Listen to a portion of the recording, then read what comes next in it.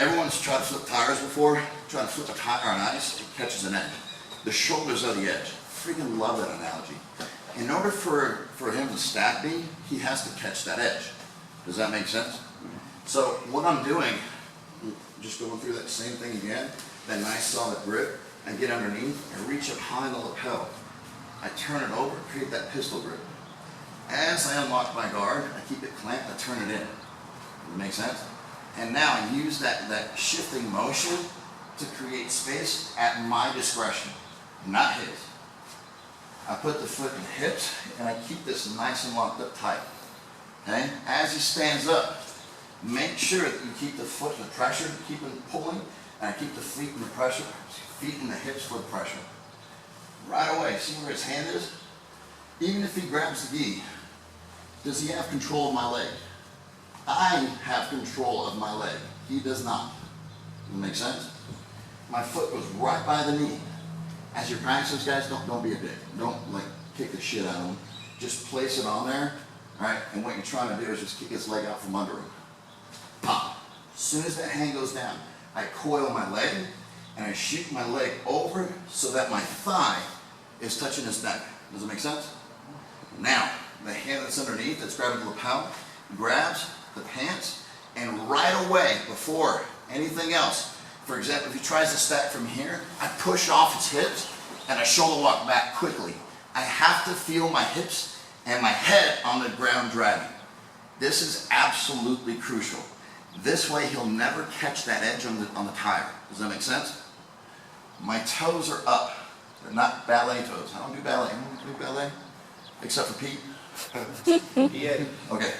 So as I'm here, I create that space. I open up my hips. This is all that I need. I bring my leg over my toes. That's it. Notice how I didn't raise my hips. Why didn't I raise my hips? Yes. Yes. Finally. Everyone, raise your hips and pull the head down. You raise your hips, you catch that edge, boom, you're going to get rolled over and squished. Does that make sense?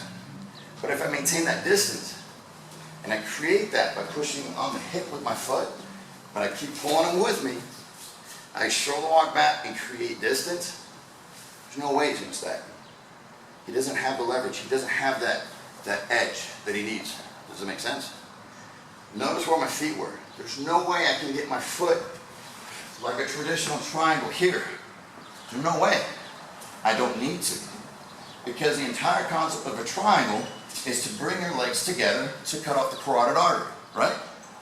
And when disagree, please raise your hand. And I'm not going to take offense to it. Make sense? So as I'm here, my toes stay up. One of the reasons why I got into this is because if I put my foot here, now all I have to do is put my leg on top and it folds it, creates pressure on my ankle. One, it sucks ass because if he stands up, it almost feels like an ankle lock you want to let go. If I keep my foot here and I turn it over, it creates a hook and I have to go deeper. Does that make sense? My other toe stayed down, and what I'm doing is I'm bringing my heel down to the ground.